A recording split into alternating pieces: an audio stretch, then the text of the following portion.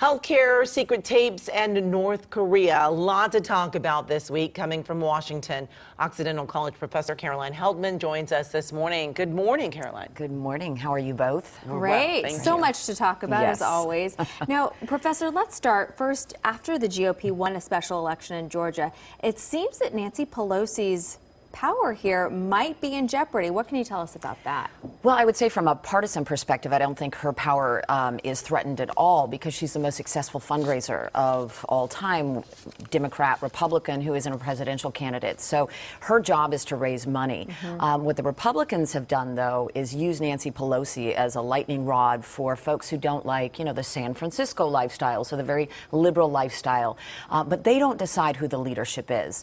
I think that it would behoove the Democratic Party to get some fresh, younger leadership, not to be ageist, but to get some folks who haven't been on the scene for as long to energize some of these younger voters, the millennial voters we saw with Bernie Sanders. But at this point in time, Nancy Pelosi is such an important fundraiser. There's no way that her position is threatened. Okay, and back to the healthcare, there are now 5 solid holdouts, Republican holdouts, and a few more that are on the fence with the Senate version of the Obamacare repeal.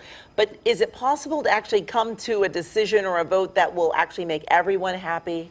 I don't think everyone will be happy, and the Republicans are really in a tight spot here because of the 5 holdouts, 4 of them really want it to be more conservative, and the 5th wants it to be more liberal, if you will.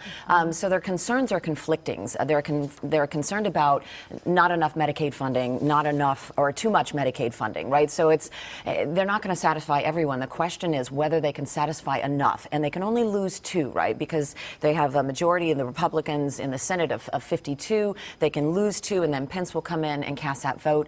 But at this point in time, it's a wildly unpopular plan. So people are worried that they're going to go back to their districts, and their voters in 2018 are going to hold them responsible for people losing their health care. Only 17% of Americans support this. So they need to do something both to get the votes passed and also to convince the American public that this is something that will benefit them. Now, we know that President Trump does not have tapes of conversations with ousted FBI Director James Comey now, but he hinted for quite some time that he did have recordings of this. What does that do to his credibility? Yeah, when you straight up claim on Twitter that perhaps you've got some recordings, right, and then you say that you don't, which, by the way, his tweet was a response to a House investigation saying, look, you need to tell us whether or not you had tapes. So that is why he came clean with us. I don't think it will affect his base at all, right? So 19.5% of the electorate put him into office, and those folks are pretty staunch in their support. But I think what it does do is it causes those folks in the middle or folks who were leaning Republican to classify him as a less than honest president. In fact, the New York Times just published this long list of major whoppers that Donald Trump has told. This is not normal, right? We don't typically talk about the straight up lies that a president is telling. It won't affect his base, but his poll numbers are in the tank, at 36%, and it has a lot to do with his post-truth approach to life. Now, the situation with North Korea became even more tense this week when that American student Otto Warmbier died.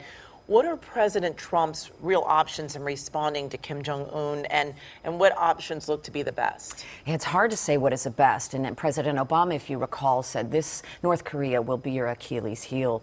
He was absolutely right. But there are some options, right? So Donald Trump can engage in more economic sanctions, so he can hold China more responsible for the fact that, 85% of what's coming in and out of North Korea is going through their borders.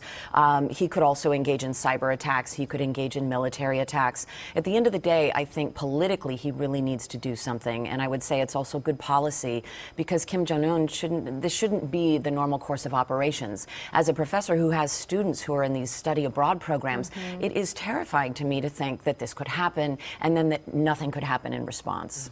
And we did see the president make some progress this week, at least making a move to make it easier to get rid of administrators within the Veterans Administration who were accused of basically doing nothing and not giving veterans the care that they needed.